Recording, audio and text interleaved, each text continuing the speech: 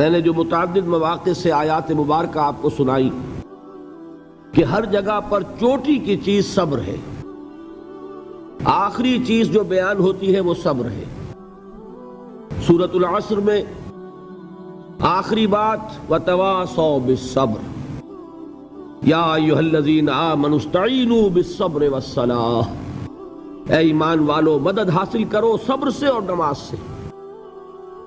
ان اللہ مع الصابرین، اللہ تعالیٰ صبر کرنے والوں کے ساتھ ہے۔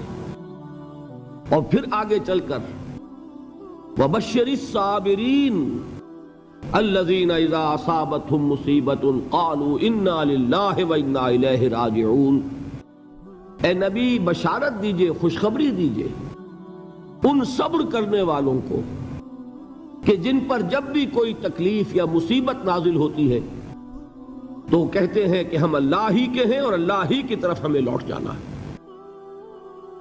صبر کا مفہوم ہے اپنے آپ کو تھامنا، روکنا، برداشت کرنا، تحمل کرنا، اور جو بھی اپنا ایک طے شدہ مقصد ہے کسی بھی مخالفت سے بددل ہوئے بغیر، کسی بھی تکلیف یا مصیبت سے ہراساں ہوئے بغیر اس کی طرف پیش قدمی کیے چلے جانا۔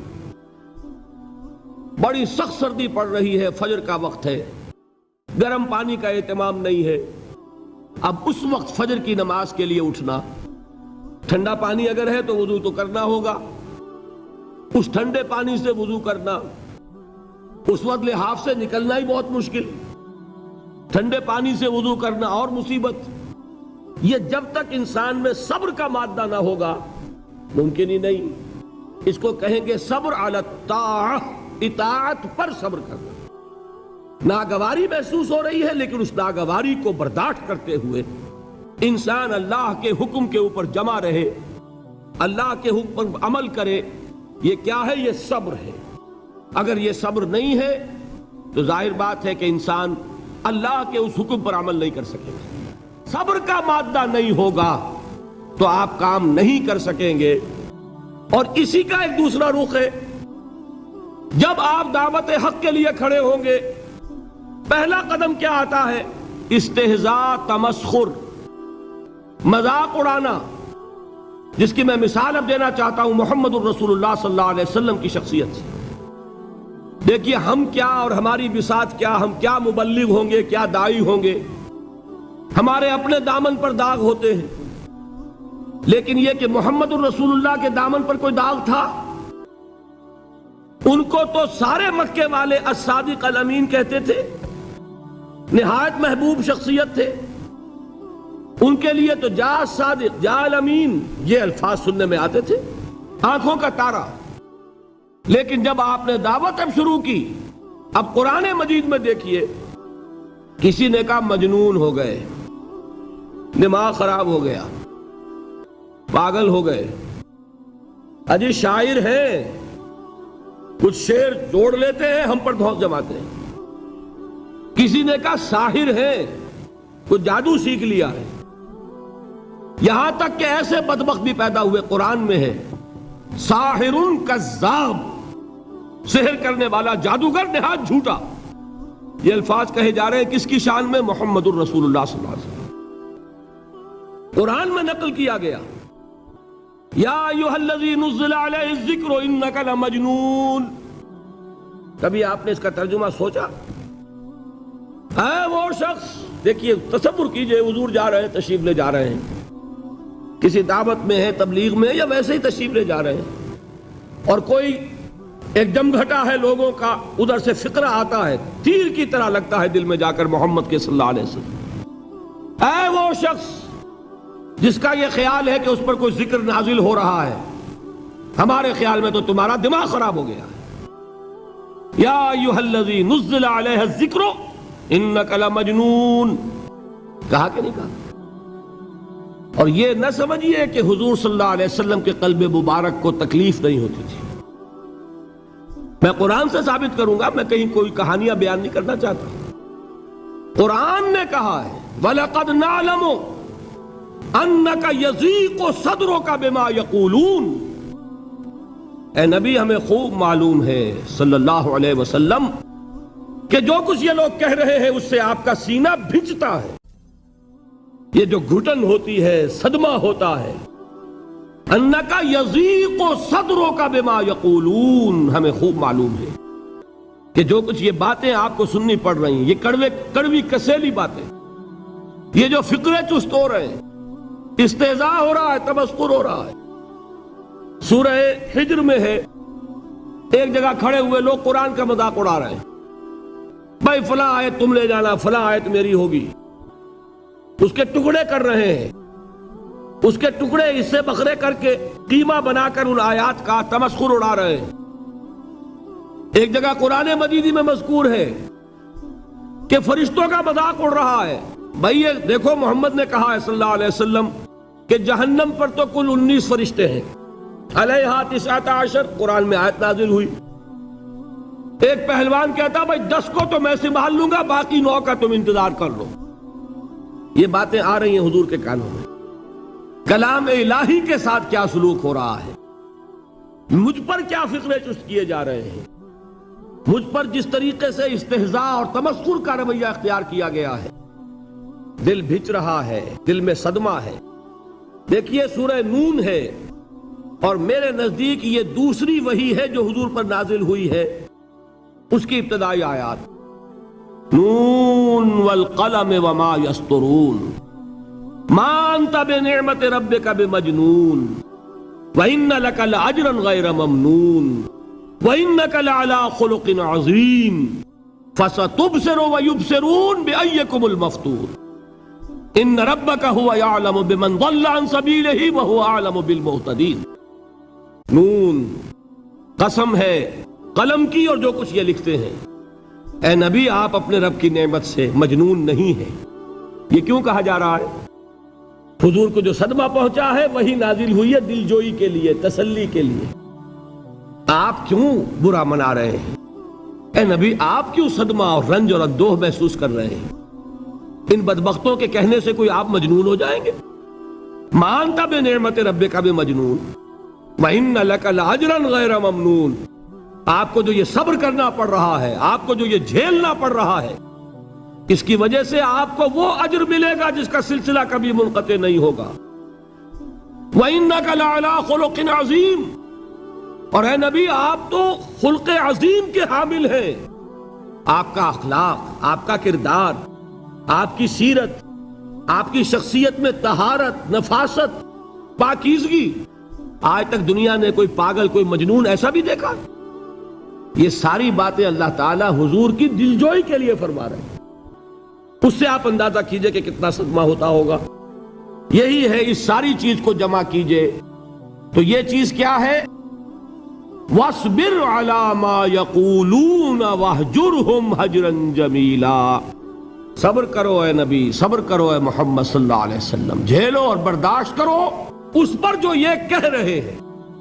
يُرِيدُونَ لِيُطْفِئُوا نُورَ اللَّهِ بِأَفْوَاهِهِمْ، یہ چاہتے ہیں کہ اللہ کے نور کو اپنے منہ سے بجھا دیں، پھونکے مار کے ہی بس۔ نور خدا ہے کفر کی حرکت پہ خندہ زن، پھونکوں سے یہ چراغ بجھایا نہ جائے گا۔ یریدون لیطفئوا نور اللہ بافواہہم واللہ متم نورہ ولو کرہ الکافرون، یہ چاہتے ہیں کہ اپنے منہ کی پھونکوں سے اللہ کے نور کو بجھا دیں، حالانکہ اللہ تعالیٰ تو اپنے نور کا اتمام فرما کر رہے گا، خواہ ان کافروں کو کتنا ہی ناگوار ہو۔ اس کی ترجمانی ہے نور خدا ہے کفر کی حرکت پہ خندہ زن، پھونکوں سے یہ چراغ بجھایا نہ جائے گا۔ یہی وجہ ہے، دیکھیے مکی صورتوں میں خود نبی اکرم صلی اللہ علیہ وسلم کو اتنے مختلف پیرایوں میں صبر کا حکم دیا گیا۔ کچھ مثالیں میں دے چکا ہوں، وَلِرَبِّكَ فَاصْبِرْ، اسی طریقے سے وَاصْبِرْ كَمَا صَبَرَ أُولُو الْعَزْمِ مِنَ الرُّسُلِ، اے نبی صبر کیجئے جیسے کہ صبر کیا ہمارے اولو العزم رسولوں نے۔ وَاصْبِرْ وَمَا صَبْرُكَ إِلَّا بِاللَّهِ، اے نبی صبر کیجئے اور آپ کا صبر تو اللہ ہی کے سہارے ہے۔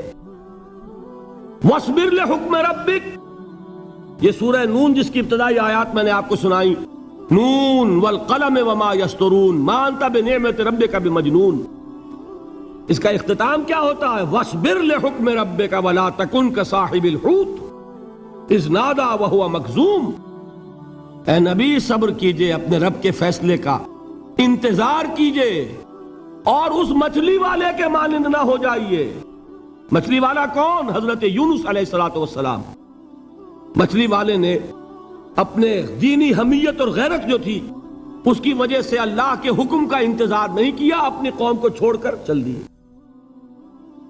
نبی کا، رسول کا یہ معاملہ ہوتا ہے. جیسے کہ آپ کو معلوم ہے کوئی افسر ہے کسی حکومت کا، وہ اپنی پلیس آف ڈیوٹی کو نہیں چھوڑ سکتا. He must stick to his place of duty. بڑے افسرز کے لیے تو یہ بہت بہت اہم بات ہے. تو اے رسول، جہاں آپ کو ہم نے تعینات کیا ہے آپ وہاں سے ہل نہیں سکتے کہ ذرا مخالفت ہوئی، لوگوں نے فقرے چست کیے اور آپ کہیں اور چل دیے. دفعہ ہو، یہ بات نہیں سننا چاہتے، میں کسی اور کو سناؤں گا. ہو سکتا ہے نا؟ ہم تو کرتے ہیں نا یہ، اس لیے کہ ہمیں تو اللہ نے کہیں تعینات تو نہیں کیا نا.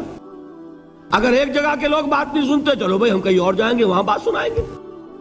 لیکن رسول کا معاملہ ہوتا ہے جو اس کی پلیس آف اپوائنٹمنٹ ہے، he cannot leave his place without the express permission of Allah subhanahu wa ta'ala. آپ نے یہ سنا ہوگا، سیرت کی تقاریر میں پڑھا ہوگا کہ مدینے کی طرف ہجرت کی اجازت حضور نے تمام صحابہ کو دے دی. خود منتظر رہے جب تک کہ اللہ کی طرف سے اجازت نہیں آ گئی. حضرت ابو بکر پوچھتے رہتے تھے حضور اجازت آ گئی کہ نہیں؟ نہیں ابھی نہیں آئی. حضور اذن آ گیا؟ نہیں آیا. ابھی نہیں آیا. حبشہ کی طرف سب کو بھیج دیا، اجازت دے دی جو جانا چاہے چلا جائے. حضور کی صاحبزادی جو حضرت عثمان کے نکاح میں تھی وہ بھی ہجرت کر رہی ہیں، لیکن حضور تو نہیں گئے. رسول نہیں چھوڑ سکتا اپنی جگہ کو. یہاں تک کہ تمام تقریباً صحابہ چلے گئے، حضور رہ گئے، حضرت ابو بکر رہ گئے، حضرت علی رہ گئے. اور حضرت ابو بکر پوچھ رہے ہیں بار بار اجازت آئی یا نہیں؟ نہیں ابھی نہیں آئی. حضرت عائشہ نے واقعہ بیان کیا کہ ایک روز اچانک دوپہر کے وقت ہم نے دیکھا کہ حضور نے اپنے پورے جسم کو ڈھانپا ہوا ہے، چہرے کو بھی کپڑے میں ڈھانکا ہوا ہے اور تشریف لا رہے ہیں. یہ اس میں تعجب کی بات یہ کہ عرب میں آج بھی آپ کو معلوم ہے کہ یہ چیز جو ہے ان کی روایات کے خلاف ہے کہ دوپہر کے وقت کوئی کسی سے ملنے جائے. یہ وقت جو ہے قیلولے کا ہے، آرام کا ہے. تو این ٹھیک دوپہر کے وقت تشریف لائے حضور. آپ نے آ کے حضرت ابو بکر سے فرمایا کہ اجازت آ گئی ہے. حضرت ابو بکر نے بہت خوش ہو کر ایک بات کہی، حضور میں نے 2 اونٹنیاں تیار کی ہوئی ہیں. یعنی اب آپ وہ تو سوچتے تھے نا شاباش ملے گی کہ میں نے تیاری کی ہوئی ہے. میں نے 2 اونٹنیوں کو خوب کھلا پلا کے فربا کیا ہوا ہے، بڑی توانا ہے تاکہ ہم تیزی کے ساتھ سفر کر سکیں. حضور نے توقف کیا، فرمایا ہاں ٹھیک ہے، 1 اونٹنی میں استعمال کروں گا لیکن میں اس کی قیمت ادا کروں گا. حضرت ابو بکر کی آنکھوں میں آنسو آ گئے. روتے ہوئے کہا حضور مجھ سے یہ مغایرت، کیا یہ جان اور مال کسی اور کے لیے ہے؟ آپ مجھ سے بھی کہہ رہے ہیں میری اونٹنی جو ہے وہ بھی بلا معاوضہ آپ قبول نہیں فرما رہے. یہ ہے محمد الرسول اللہ کی غیرت اور حمیت کا معاملہ. اب دیکھیے ایک بات عجیب ہے، یہ ربط اپنے ذہن میں رکھیے. اللہ تو صبر کی تلقین کر رہا ہے اپنے رسول کو، اور رسول یہی تلقین کر رہے ہیں اپنے صحابہ کو. صبر کرو، جھیلو، برداشت کرو، ہاتھ مت اٹھانا، کوئی جوابی کارروائی نہیں ہوگی، بلکہ اپنے اوپر جھیلو جو کچھ جھیلنا ہے، ڈٹے رہو، پیچھے مت ہٹنا، یہ صبر ہے. لیکن ہاتھ اٹھانے کی اجازت نہیں. چنانچہ اب ذرا چشم تصور سے دیکھیے، ابو جہل اس نے جو بدترین روش اختیار کی، وہ ایک خاندان تھا حضرت یاسر، ان کی اہلیہ حضرت سمیہ اور ان کے فرزند حضرت عمار رضی اللہ تعالی عنہم. یہ غلام نہیں تھے. حضرت سمیہ تو کنیز تھیں لیکن یاسر غلام نہیں تھے. ان کی کہانی یہ ہے، واقعہ یہ ہے کہ یہ بہت نیک آدمی تھے. یاسر یمن کے باشندے. انہیں کو خواب میں بشارت ہوئی کہ نبی کا ظہور ہونے والا ہے مکے میں، جاؤ شاید ان کے قدموں تک پہنچ جاؤ۔ یہ یمن سے ترک وطن کر کے مکے آ گئے۔ ابو جہل کا ایک چچا تھا، بہت شریف النفس انسان، اس کے ساتھ معاہدہ کیا حلیف بن کر، اور وہ مکے میں رہنے لگے۔ اس لیے کہ یہ نوٹ کر لیجئے، مکہ اس وقت ایک قبیلے کا شہر تھا، صرف قریش۔ یا قرشی رہ سکتا تھا وہاں، یا قرشی کا حلیف، کہ اگر تو کسی قرشی نے آپ کو امان دی ہوئی ہے تو آپ رہ سکتے ہیں مکے میں، ورنہ نہیں۔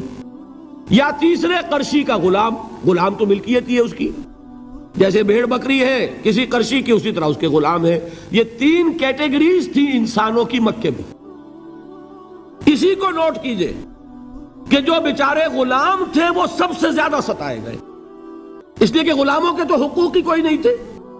بلال غلام تھے، ابو فقی غلام تھے، زنیرہ ایک کنیز تھی، ان کو جو ماریں پڑی ہیں اس کا آپ کو معلوم ہے۔ حضرت بلال کے ساتھ جو کچھ امیہ ابن خلف نے کیا، کہ جس طریقے سے کہ حیوانوں کی لاشیں جو ہے کھینچ کر گھسیٹ کر لے جائی جاتی ہیں، ان کی گردن میں رسی ڈال کر گھسیٹتے، اسی طریقے سے حضرت بلال کے گردن میں رسی ڈال کر ٹھیک دوپہر کے وقت مکے کی سنگلاخ گلیوں کے اندر گھسیٹا جاتا تھا۔ نیچے زمین جل رہی ہے توے کی طرح، اور ویسا بھی ہوتا تھا کہ چت لٹا دیا، اوپر سے وہ آگ مکے کا، کہ سورج جو ہے ذرا نوٹ کیجئے، آگ برسا رہا، نیچے زمین توے کی طرح جل رہی ہے، اور ایک بھاری سل بھی لا کر جو ہے سر پر رکھ دی، چھاتی پر رکھ دی گئی ہے کہ آواز نہیں نکل رہی، جھاگ نکل رہے منہ سے، لیکن اس حال میں بھی احد احد احد، ایک ایک اللہ، قل هو اللہ احد، الفاظ نکل رہے۔ یہ ہے وہ صبر، صبر علی الابتلاء، صبر علی الایذاء۔ یہ ابتلاء اور ایذاء پر صبر ہے، جھیلو برداشت کرو، اس توحید پر قائم رہو، محمد کی رسالت کے اقرار کرتے رہو صلی اللہ علیہ وسلم، لیکن ہاتھ نہیں اٹھانا۔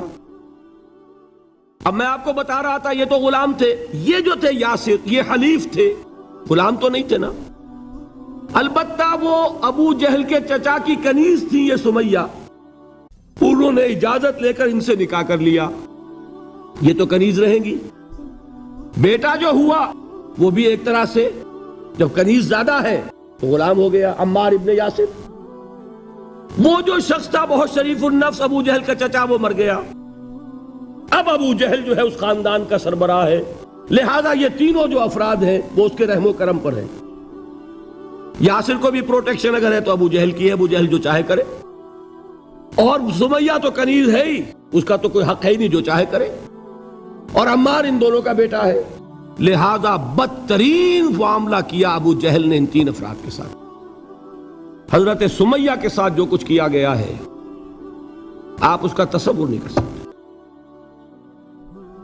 بالآخر جو شہید کیا حضرت سمیہ کو ایذائیں دے دے کے، سسکا سسکا کے، ان کے جسم کے نازک حصوں کو جلا کے، داغ دے کر، کہتا کیا تھا، ایک دفعہ کہہ دو کہ میرا جو یہ بت ہے یہ بھی الہ ہے، مان لو میں چھوڑ دوں گا۔ تنگ آ گیا، کسی طریقے سے ایک دفعہ کہہ دو پھر میں چھوڑ دوں گا۔ لیکن یہ میاں بیوی حضرت یاسر اور حضرت سمیہ رضی اللہ تعالی عنہما، یہ ہے ثبات، یہ ہے صبر، یہ ہے استقلال، ایک مرتبہ بھی کہنے کے لیے تیار نہیں ہوئے، جو چاہو کر لو، اب ہم تو اس سے پیچھے نہیں ہٹیں گے۔ تنگ آ کر اس نے حضرت سمیہ کی تو شرمگاہ میں برچھا مارا ہے اور شہید کیا۔ حضرت یاسر کے بارے میں ایک روایت یہ ہے، ستا ستا کے، تنگ کر کر کے، آخر کار جو ختم کیا، انہیں شہید کیا کس طرح، 4 سانڈ اونٹ جوان، ان سے رسے باندھے، ایک رسے سے ایک بازو باندھا، دوسرے سے دوسرا بازو باندھا، تیسرے سے ایک ٹانگ باندھی، چوتھے سے دوسری ٹانگ باندھی، اور چاروں کو دوڑایا ہے کہ جسم کے پرخچے اڑ گئے۔ اس وقت سامنے سے حضور گزرتے تھے جبکہ آل یاسر کے ساتھ یہ معاملہ ہو رہا ہے، کیا فرماتے تھے، اسبروا یا آل یاسر فإن موعدکم الجنہ، اے یاسر کے گھر والوں صبر کرو، جھیلو، اس لیے کہ تمہارے وعدے کی جگہ جنت ہے. اللہ تعالیٰ ادھر آنکھ بند ہوگی ادھر جنت میں تمہارا داخلہ ہو جائے گا. یہ ہے تواصوا بالصبر والعصر ان الانسان لفی خسر. یہ تواصوا بالصبر پر کون عمل کر رہا ہے؟ محمد الرسول اللہ صلی اللہ علیہ وسلم. دے تو بھی محمد کی صداقت کی گواہی. یہ صداقت کی گواہی دیتے ہوئے انہوں نے اپنی جانیں دے دی. 4 سے لے کر 12 تک 8 برس اس کو کہتے ہیں پرسیکیوشن، فزیکل پرسیکیوشن، تشدد، مار پیٹ، جلانا، دہتے ہوئے انگاروں پر لٹانا، فاقے رکھنا، بھوکے رکھنا. ان کو ڈال دی گئی زنجیریں، گھروں میں بند کر دیا گیا نوجوانوں کو. حضرت عثمان کو چچا نے ان کے ایک چٹائی کے اندر لپیٹا اور دھونی دے دی. دم گھٹ رہا ہے، جان نکل رہی ہے. حضرت مصعب بن عمیر رضی اللہ تعالی عنہ، وہ نوجوان 200 درہم کا جوڑا ان کا سل کر آتا تھا شام سے تیار ہو کر. لباس معطر ہوتا تھا، جدھر سے نکل گیا پوری گلی جو ہے وہ معطر ہو گئی. انگلیاں اٹھ رہی ہیں، وہ جا رہا ہے مصعب، یہ خوشبو اس کی ہے. اس مصعب کے ساتھ کیا سلوک کیا؟ باپ تو مر چکا تھا، ماں نے پالا تھا، دولت بہت چھوڑ کر گیا تھا باپ، لہذا ماں نے بڑے ناز و نام میں پالا، بڑے لاڈ پیار میں. 200 درہم کا جوڑا تیار ہو رہا ہے. لیکن یہ کہ آپ کو معلوم ہے عرب کے اس معاشرے میں عورت کی کوئی حیثیت نہیں تھی، ماں کا اختیار نہیں تھا. چچا تھا اب سربراہ خاندان کا. چچا نے کہا مصعب اگر تم نے اپنے باپ کا دین چھوڑ دیا ہے تو باپ کی دولت پر بھی تمہارا کوئی حق نہیں ہے، نکل جاؤ گھر سے. اس نے یہ سوچا تھا کہ مصعب کے ہوش ٹھکانے آ جائیں گے، دن میں تارے نظر آ جائیں گے، ناز و نام میں پلا ہوا گھر سے نکل کے جائے گا کہاں؟ یہ سارا نشہ جو ہے توحید کا یہ ہرن ہو جائے گا. حضرت مصعب کا جواب بالکل برعکس تھا. اچھا ٹھیک ہے چچا جان، میں گھر چھوڑتا ہوں. وہی بات جو کبھی کہی تھی ابراہیم نے. باپ نے کیا کہا تھا؟ واجرنی ملیہ، جاؤ چلے جاؤ، دفع ہو جاؤ میری نگاہوں سے. حضرت ابراہیم نے کیا جواب دیا تھا؟ سلام علیک ساستغفر لک ربی انہ کان بی حفیہ. اچھا ابا جان آپ کا حکم یہی ہے تو میں چلتا ہوں، آپ پر سلامتی ہو، میرا رب مجھ پر بڑا مہربان ہے، میں اس سے آپ کے لیے استغفار کروں گا. جلدی. یہی جو ہے حضرت ابراہیمی کی نسل ہے نا قریش. آج ابراہیم کے ایک بیٹے کے ساتھ وہی معاملہ ہو رہا ہے مصعب کے ساتھ، اور مصعب چلنے کے لیے تیار ہو گئے. چچا نے سوچا میں سمجھتا تھا کہ ہوش ٹھکانے آ جائیں گے، یہ تو تیار ہو گیا نکلنے کے لیے. غصے میں آ کے اگلی بات کہی، یہ کپڑے جو پہنے ہوئے تم نے یہ بھی اسی مشرک باپ کی کمائی کے ہیں، اتارو ان کو. وہیں کپڑے اتارے، مادر زاد برہنہ گھر سے نکالے گئے. ماں کے پاس پہنچے، ماں نے آنکھوں پر ہاتھ رکھے. مصعب کیا ہوا؟ ماں سے کہتے ہیں کہ ماں میں موحد ہو گیا. اور وہاں سے گئے، پھر حضور کی خدمت میں کپڑے کہیں سے مانگے ہوں گے. یہ مصعب ہیں 200 درہم کا جوڑا پہننے والے. جب حضور پر مدینے کے 12 افراد ایمان لائے تھے، بیعت عقبہ اولیٰ ہوئی، انہوں نے کہا کہ حضور ہمیں کوئی شخص اپنا ایسا شاگرد دیجئے جو ہمیں قرآن پڑھا سکے. حضور نے حکم دیا مصعب جاؤ، اب مدینے جاؤ، یثرب جاؤ، یثرب والوں کو قرآن پڑھاؤ، انہیں تبلیغ کرو. مصعب گئے ہیں وہاں، 1 سال کی کمائی 75 افراد لا کر حضور کے جھولی میں اگلے سال ڈال دیے کہ حضور یہ میری 1 سال کی کمائی ہے. 72 مرد 3 عورتیں. بہرحال وہ مصعب بن عمیر ہیں جو غزوہ احد میں شہید ہوئے، اور جب شہید ہوئے تو ان کے جسم پر صرف ایک چادر تھی. یہی چیزیں ہیں اصل میں کہ جو ہمارے دلوں کو منور کرنے والی ہیں نور ایمان سے. وہ علم بردار تھے غزوہ احد میں، جھنڈا مسلمانوں کا ان کے پاس تھا. ایک ہاتھ پر ایک شانے پر وار پڑا، ہاتھ کٹ گیا، دوسرے سے تھاما، دوسرے پہ کٹ گیا، اب دونوں حصوں کے بچے ہوئے ٹکڑوں سے جھنڈے کو تھاما، گرنے نہیں دیا، یہاں تک کہ شہید ہو گئے. گرے ہیں تو جھنڈا گرا ہے. شکل میں حضور سے بہت مشابہ تھے. خبر اڑ گئی کہ محمد شہید ہو گئے صلی اللہ علیہ وسلم. یہ مصعب بن عمیر کا واقعہ ہے. جب ان کو اب دفن کرنے کا وقت آیا، اور شہید کے لیے کفن جو ہے اس کا وہی لباس ہوتا ہے جو شہادت کے وقت ہو. حضور کے سامنے ایک پرابلم پیش کیا گیا. حضور مصعب کے جسم پر تو ایک چادر تھی، اور وہ چادر بھی اتنی چھوٹی ہے، یعنی 2 گز کی چادر بھی نہیں ہے. اس سے اگر سر ڈھانپتے ہیں مصب کا تو پیر کھل جاتے ہیں، پیر ڈھانپتے ہیں تو سر کھلتا ہے، کیا کریں؟ حضور نے فرمایا سر ڈھانپ دو چادر سے اور پیروں پر گھاس ڈال دو۔ یہ آخری لباس ہے جو محمد کے اس دیوانے کو اس دنیا سے رخصت ہوتے ہوئے ملا ہے، جس کا 200 درہم کا جوڑا چلتا تھا۔ یہ ہے صبر۔ برداشت کیا کہ نہیں کیا؟ یہ خباب بن الارت پیشے کے لحاظ سے لوہار تھے۔ سوچئے ایک زندہ انسان کو دہتے ہوئے انگاروں پر لٹایا جا رہا ہے، ان انگاروں سے کھال جلی، کمر کی چربی پگھلی، اس پگھلنے والی چربی سے وہ انگارے ٹھنڈے پڑے۔ یہ سب کچھ جھیل رہا ایک شخص۔ سوچنے والوں نے سوچا نہیں ہوگا کیا جرم تھا ان کا، تو بڑا شریف آدمی ہے، بہت اچھا کاریگر ہے، وقت پر کام دیتا ہے، مناسب اجرت لیتا ہے، یہ کیا ہوا؟ یہ کوئی جرم نہیں، جرم صرف ایک ہے، ایک اللہ کو مانتا ہے اور محمد کے دامن سے وابستہ ہے صلی اللہ علیہ وسلم۔ فاستعینوا بالصبر والصلاۃ، مدد حاصل کرو کس سے؟ صبر سے اور نماز سے۔ ان اللہ مع الصابرین، جان لو کہ اللہ تعالیٰ صبر کرنے والوں کے ساتھ ہے۔ وَلَا تَقُولُوا لِمَنْ يُقْتَلُ فِي سَبِيلِ اللَّهِ أَمْوَاتٌ، اور ہرگز نہ کہو اسے جو اللہ کی راہ میں قتل ہو جائے کہ وہ مردہ ہے۔ بَلْ أَحْيَاءٌ وَلَكِنْ لَا تَشْعُرُونَ، نہیں، وہ زندہ ہے لیکن تمہیں ان کا شعور نہیں ہے۔ اور سنیے اب یہ آیت اہم ترین ہے صبر کے موضوع پر۔ وَلَنَبْلُوَنَّكُمْ بِشَيْءٍ مِّنَ الْخَوْفِ وَالْجُوعِ وَنَقْصٍ مِّنَ الْأَمْوَالِ وَالْأَنفُسِ وَالثَّمَرَاتِ وَبَشِّرِ الصَّابِرِينَ، اور دیکھو ہم تمہیں آزمائیں گے۔ وَلَنَبْلُوَنَّكُمْ، ہم لازماً آزمائیں گے تمہیں، بِشَيْءٍ مِّنَ الْخَوْفِ، خوف کی کیفیت طاری کر کے، والجوع، بھوک، فقر اور فاقہ، ونقص من الاموال، مالی نقصان، والانفس، جانی نقصان، والثمرات، اور ثمرات، پھلوں اور میووں کا نقصان۔ میرے نزدیک یہاں پر ثمرات کا مفہوم ایک اور بھی ہے۔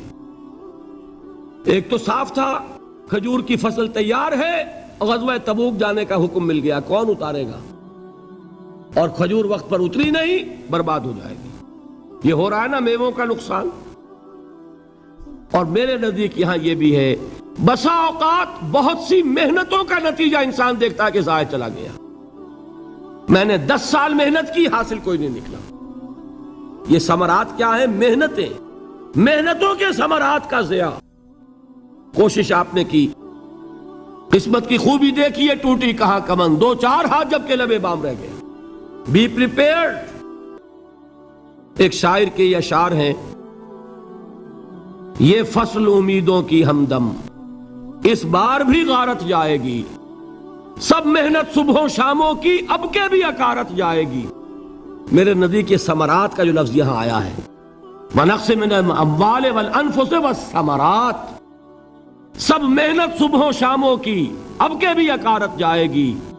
دھرتی کے کونوں کھدروں میں پھر اپنے لہو کی کھاد بھرو، پھر مٹی سینچو اشکوں سے، پھر اگلی رت کی فکر کرو، پھر اگلی رت کی فکر کرو، جب پھر ایک بار اجڑنا ہے۔ ایک فصل پکی تو بھر پایا، تب تک تو یہی کچھ کرنا ہے۔ ایک مقصد ہے سامنے، انقلاب برپا کرنا ہے۔ ایک کوشش ناکام ہو جائے کوئی پرواہ نہیں، نیکسٹ، پھر تیار رہو ناکامی کے لیے۔ ایسا نہ ہو جو انگریزی میں کہتے ہیں hope for the best but be prepared for the worst. ایسا نہ ہو کہ دوسری مرتبہ ناکام ہو کے بددل ہو جاؤ، تمہاری ہمتیں جواب دے جائیں، نہیں، پہلے سے تیار رہو کہ دوسری مرتبہ بھی ناکامی آئے تو آئے، لیکن جب تک کہ کامیابی حاصل نہیں ہوتی ہمیں یہ کام کیے چلے جانا۔ دیکھیے سیرت میں آیا کہ نہیں یہ واقعہ؟ بدر میں مسلمانوں کو فتح ہوئی تو احد میں زک پہنچی کہ نہیں؟ 70 صحابہ شہید ہوئے کہ نہیں؟ اگر ان کی ہمتیں جواب دے جاتی تو گاڑی کیسے چلتی آگے؟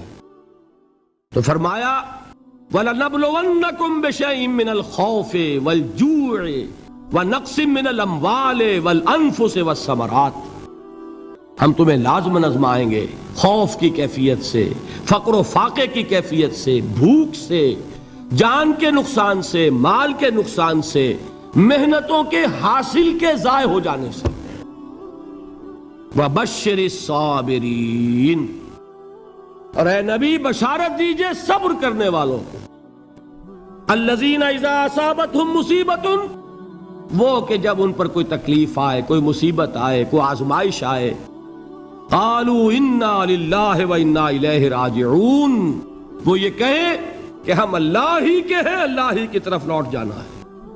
یہ وہی انداز ہے جو میں نے فارسی کا شعر سنایا تھا آپ کو کہ سرے تسلیم خم ہے جو مزاج یار میں آئے۔ وہ ہمارا مولا ہے، ہمارا آقا ہے، اگر اسے یہی منظور ہے تو ہمیں بھی یہی منظور ہے۔ میں نے تسلیم و رضا کی بات کی تھی نا، آپ کو کچھ شعر سنائے تھے، ایک شعر اور سنیے، اور یہ کس کا ہے؟ محمد علی جوہر کا۔ ایک مرتبہ جیل گئے، ان کی ایک بیٹی جوان بیمار ہوئی، فوت ہو گئی، باہر چھوڑا انگریز نے، جاؤ بھائی دفن کر دو بیٹی کو۔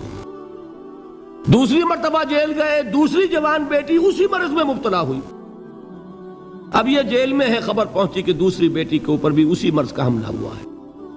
ایک نظم لکھی ہے جس کا آخری شعر یہ ہے، تیری صحت ہمیں منظور ہے لیکن اس کو نہیں منظور تو پھر ہم کو بھی منظور نہیں۔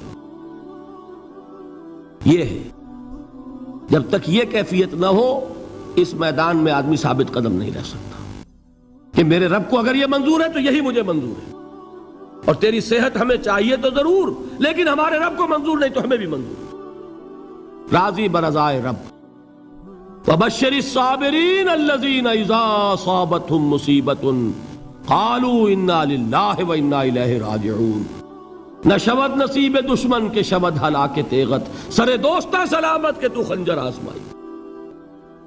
اولئک علیہم صلوات من ربہم ورحمہ، یہی ہے وہ لوگ جن پر ان کے رب کی طرف سے عنایتیں ہیں اور رحمتیں ہیں۔ وَأُولَئِكَ هُمُ الْمُهْتَدُونَ، اور یہی ہے وہ لوگ جو کامیاب ہونے والے ہیں، ہدایت پانے والے، ہدایت یافتہ۔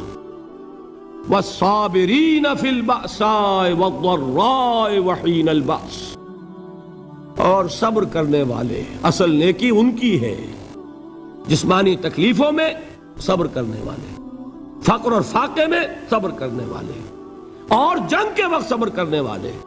اولئک الذین صدقوا واولئک هم المتقون، یہ ہے وہ لوگ جو صبر کرنے والے ہیں، یہ ہے جو سچے ہیں، جو اپنے دعوے میں نیکی کے اور ایمان کے صادق ہیں، اور یہی وہ لوگ ہیں جو متقی۔ اللہ تعالیٰ نے کیسے کیسے مسلمانوں سے کہا، مسلمانوں تمہیں زک پہنچی ہے تو انہیں بھی تو پہنچی تھی، ان کے 70 نہیں مارے گئے تھے بدر میں، ان کے حوصلے جو ہیں وہ تو پست نہیں ہوئے، وہ اگلے سال آ گئے تم پر چڑھائی کر کے، تم کیوں اتنا برا مان رہے ہو؟ تمہارے دل اتنے زخمی کیوں ہو گئے؟ تمہیں تکلیف پہنچتی ہے تو انہیں بھی پہنچتی ہے۔ اپنی غیرت جو ہے ہمیں ذرا اس کا جائزہ لینا چاہیے۔ لوگ باطل نظریات کے لیے کتنی قربانیاں دے رہے ہیں، لوگ باطل چیزوں کے فروغ کے لیے کتنی محنتیں کر رہے ہیں۔ جیسا کہ میں نے ابھی کہا تھا، اسی غیرت کو چیلنج کرنے کے لیے، ذرا آپ کی حمیت دینی کو جوش دلانے کے لیے، قادیانی نوجوان کتنی تعداد میں اپنے آپ کو دین کے لیے وقف کرتا ہے، اور آپ کتنے نوجوان ہیں جو اپنے آپ کو دین کے لیے وقف کر دیں، اور ہوں وہ کھاتے پیتے گھرانوں کے لوگ۔ یہ نہیں ہے کہ اگر کوئی اور کام نہیں کر سکتا تو پھر یہ ہے کہ وہ دین کے کام میں لگ جائے۔ باصلاحیت لوگ، کھاتے پیتے لوگ، ذہنی استعداد رکھنے والے لوگ، اونچے گھرانوں کے لوگ، وہ وقف کریں اپنے آپ کو دین کے لیے۔ اس کے بغیر کیسے باہر آ جائے گی، کیسے رونق آ جائے گی؟ تو دنیا میں باطل نظریات والے جو ہیں، یہ بات کہی گئی ہے، مسلمانوں تم اگر توحید کے لیے لڑ رہے ہو، دیکھتے نہیں ابو جہل کو، اس نے گردن کٹوائی ہے شرک کے لیے، شرک کے لیے گردن کٹوائے، اور تم توحید کے لیے گردن کٹوانے کو تیار نہ ہو۔ اس نے گردن کٹوائی کہ نہیں کٹوائی؟ اور کس طرح کٹوائی ہے؟ جو کہ بڑا متکبر قسم کا، فرعون قسم کا شخص تھا، جب گردن کاٹنے لگے تو کہتا ہے ذرا نیچے سے کاٹنا تاکہ جب تم نیزے کے اوپر چڑھاؤ میرے سر کو تو اونچا نظر آئے، معلوم ہو سردار کا سر ہے۔ وہ بدبخت مرتے ہوئے بھی جو اس کی یہ کیفیت تھی نا، اس کو ذہن میں رکھیے۔ تو یہ اس لوگوں نے قربانیاں دی، جانیں دی، تو فرمایا اگر تم ان سے زیادہ قربانی نہیں دو گے، یہ جو نوٹ کر لیجئے اس کو، مجرد اگر حق کو غالب کرنا اللہ کے ذمے ہو تو آنے واحد میں غالب کر دے گا، تمہیں تکلیف ہی دینے کی ضرورت نہیں۔ سمجھ رہے؟ کیا اللہ کے مقابلے میں کوئی باطل کی طاقت ٹھہر سکتی ہے؟ یہ تمہارے ایمان کا امتحان ہے، یہ تمہارے خلوص کی آزمائش ہے، یہ تمہارے امتحان کا ثبوت درکار ہے کہ اللہ تعالیٰ دیکھنا چاہتا ہے تم اس کے لیے اپنی جانیں قربان کرنے کو تیار ہو کہ نہیں، تم اس کے لیے تن من دھن لگانے کو تیار ہو کہ نہیں۔ اور یہ جان لو کہ اگر کفار اور مشرکین اور ملحدین اور باطل نظریات والے وہ جو کچھ قربانیاں اپنے باطل نظریات کے لیے دے رہے ہیں، ان سے زیادہ اگر تم نہیں دو گے تو حق غالب نہیں ہوگا۔ انہوں نے جو صبر کیا ہے اپنے باطل نظریات پر، اگر تم اس سے زیادہ صبر کا ثبوت نہیں دو گے اپنے اس حق پر تو حق غالب نہیں ہوگا۔ اس لیے فرمایا یا ایھا الذین آمنوا اصبروا وصابروا، نہ صرف یہ کہ صبر کرو بلکہ صبر میں اپنے دشمنوں سے آگے نکلو، ان کے صبر سے بڑھ کر صبر کرو۔ وَرَابِطُوا، مرابطہ کہتے ہیں چوکس رہنا، ہوشیار، پہرا دو، ایسا نہ ہو کہ دشمن جو ہے غفلت میں تمہارے اوپر کوئی حملہ جو ہے کر بیٹھے۔ وَاتَّقُوا اللَّهَ، اور اللہ کا تقوی اختیار کرو، لعلکم تفلحون، تاکہ تم فلاح پاؤ۔ یہ ہے حضرات تواصوا بالصبر۔ میں نے عرض کیا تھا ہر جگہ پر آپ کو چوٹی کی بات صبر ملے گا۔ آیت الکرسی، آیت البر جو میں نے آپ کو سنائی آخر میں، والصابرین فی الباساء والضراء وحین الباس، حامیم سجدہ، وما یلقاها الا الذین صبروا وما یلقاها الا ذو حظ عظیم، اس کے بغیر تو نہیں ہوگا۔